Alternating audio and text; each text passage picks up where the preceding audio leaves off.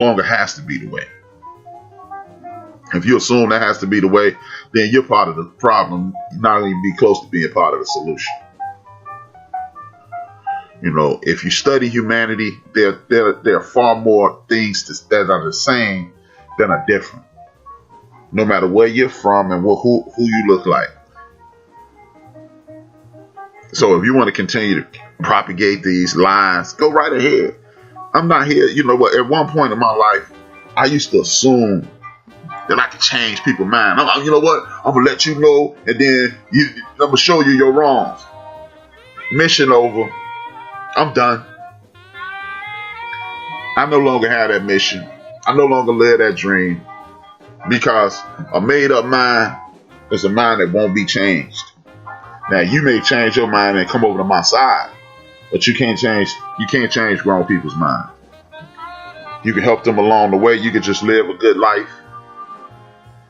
You might even be able to influence them and move forward, and then move forward with them. But you're not going to talk nobody into a changed mind. I'm living proof of that. I got a checkered past, so to speak. I did things a lot. I did a lot of things the very wrong way. I'm talking about when you supposed to go up, I went down. We supposed to go left, over, and right. And then at one point I just said, man, you know what? You're too smart to be like this. And I stopped. Nobody talked me into it. I just started to appreciate things that were around me more. And when I started appreciate things around me more, I started taking better care of. And that's just it. That's it. That's all. And that was the beginning and the end, and the beginning, middle, and the end of the story. When I look at this country, I look at the state of Georgia as a microcosm of what's going on.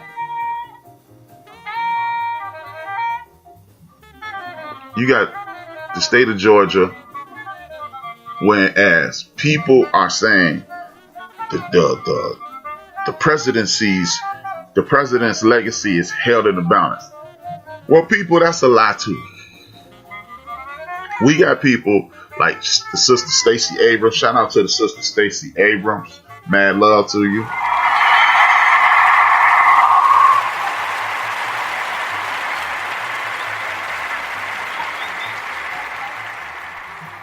Stacey Abrams lost 2 years ago. Lost the governor's race to the current governor of the state of Georgia.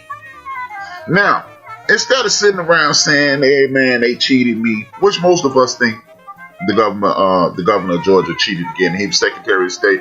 How can you be in charge of an election and be a part of an election at the same time and expect to be fair?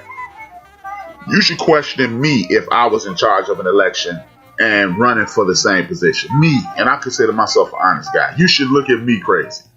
But either way, Sister Stacey Abrams lost. She could have tucked her legs between her tail, rode off into the future, to the sunset, got a job somewhere or position in somebody's cabinet, and like, hey, it is what it is. I'm out. But the Sister Stacey Abrams didn't do that. She galvanized her community and other communities throughout the South, over in Mississippi, over in Florida, up in South Carolina, in Tennessee, but especially in her home, in the state that she was living in, because she's from Mississippi, the state of Georgia. She said, you know what? Y'all, she used, to be honest with you, the same game plan that Barack Obama used. Because what people don't realize is this gerrymandering and voter suppression thing was going on during the Obama election. But that campaign, what they did was put boots on the ground and say, you know what? They're going to cheat us out of at least 1 million votes and end up being 5 million. But we're going to need 8 million extra people to go out there and vote. So when you cheat us out to 5, we still got a cushion of 3. And that's what the Sister Stacey Abrams did. See, enough of this complaining and belly aching and pissing and moaning about what's not happening. Oh, man, I'm a Jew. Oh, man, I'm a Buddhist. Oh, man, I'm a Christian, a Catholic, a Protestant, and so forth and so on. But it always comes back to what team you on. You on a righteous team, or are you on a team that's money grubbing, thieving, cannibalistic, or a warmonger? Actually, it was 800,000. But point proven. That was my man, Chief Rocker. He said she got over 400,000 people to vote. She registered over 800,000 people to vote. And this is what I'm saying.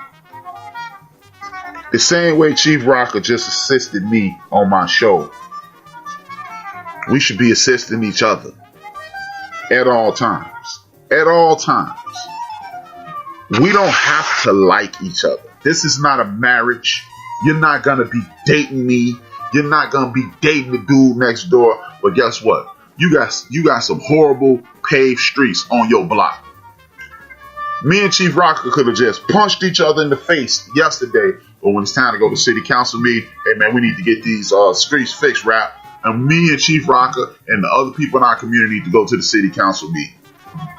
See, when you have a common goal, which is peace or peace of mind, you have to be able to let your guards down. Your personal issues need to be pushed to the side, and you need to work for the better goal. Because, let's just be honest, almost 99.9% of the people that will hear this podcast are not going to pack up and leave America. Don't even lie to yourself. You know you're not. Most of the people that's going to hear this, you ain't left your damn zip code regularly. So how you going to leave the country? So if you're going to live here, you need to put yourself and the people around you in the best possible position. Sister Stacey Abrams shows you the blueprint. It's a sister in St. Louis, Missouri, in that little town. I can't think of the name of what Brother Mike Brown was killed. All she was a protester. Now she's an elected official. There are thousands of people throughout the country that said, nah, we're not going to overthrow the government, but we're going to make this as safe as possible and as comfortable as possible for us. This is when it gets fucked up. And excuse my language. I said I wasn't going to do too much profanity. This is when it gets messed up. We, for whatever reason, fail to realize that we have enemies that walk the face of the earth. We refuse to identify that fact. We keep saying they ain't that bad. We can work together with them. It's gonna be okay. It's not.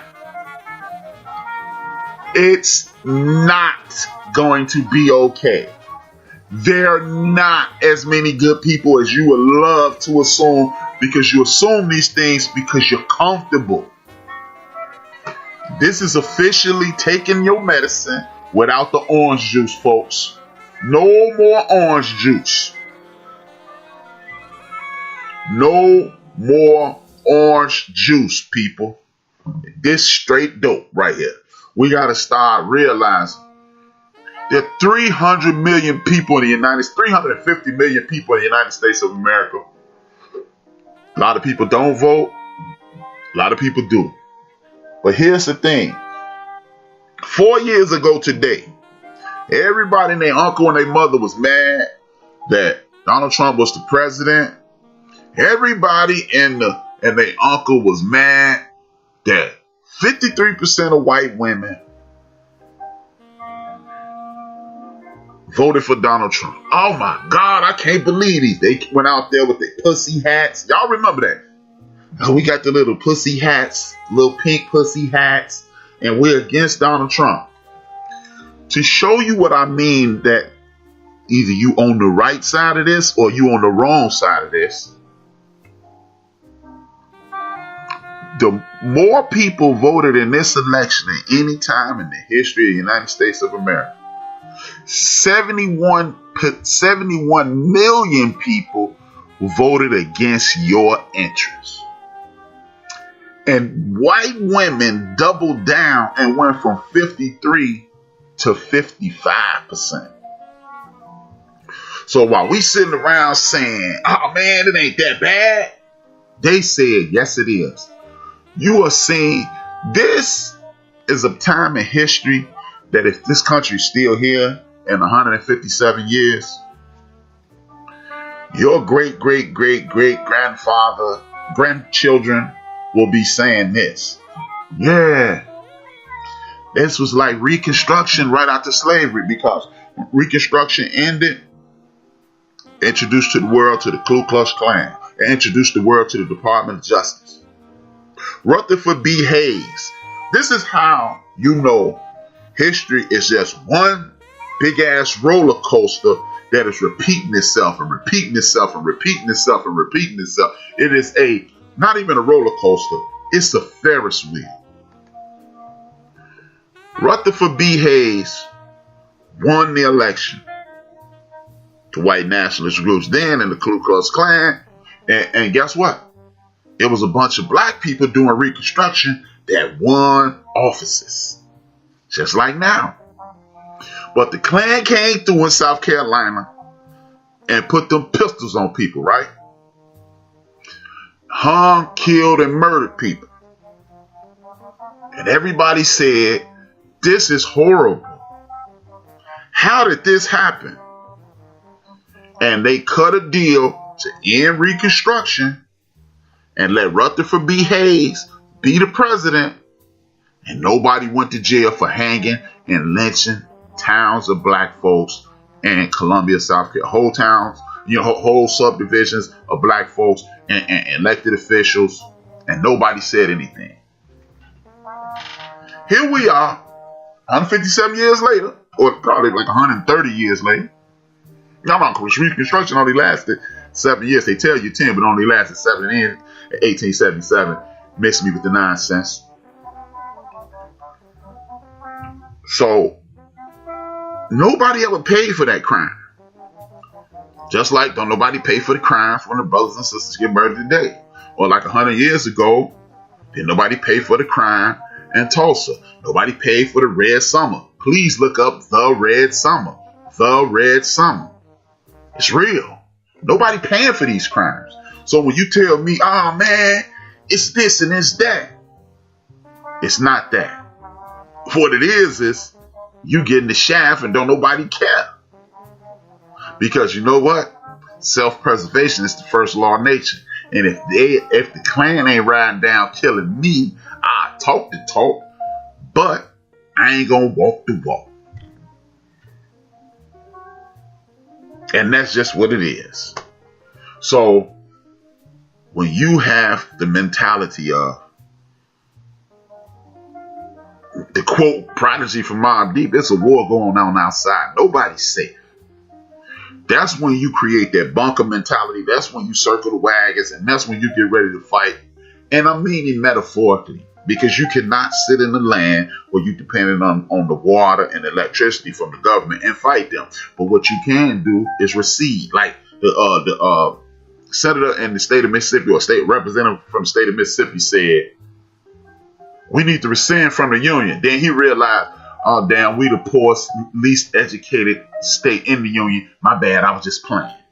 Because you got states like California, you got states like New York, you got states like Florida and other money earning states that are financing Kentucky and Mississippi. You see what I'm saying? The tax money that are paid by the people of New York is the reason Mississippi ain't one big ass junkyard. So once you realize, oh damn, I'm sorry, I was just right. And that's the problem. Everybody else realizes that this is a fight, but my folks don't think it's a fight. My folks think it's an argument. What my folks need to realize is, at the end of that war in 1865, after they gave the brothers the gun 6 months before that, and then we emancipated ourselves, not Abraham Lincoln emancipated us because he set money to the side to give the people that they call slave owners reparations, $300 per man, and he set money to the side to send our black asses back overseas. So don't believe no more lies about how Abraham Lincoln was the boy he looked out. No, he looked out for his own best interests. Period.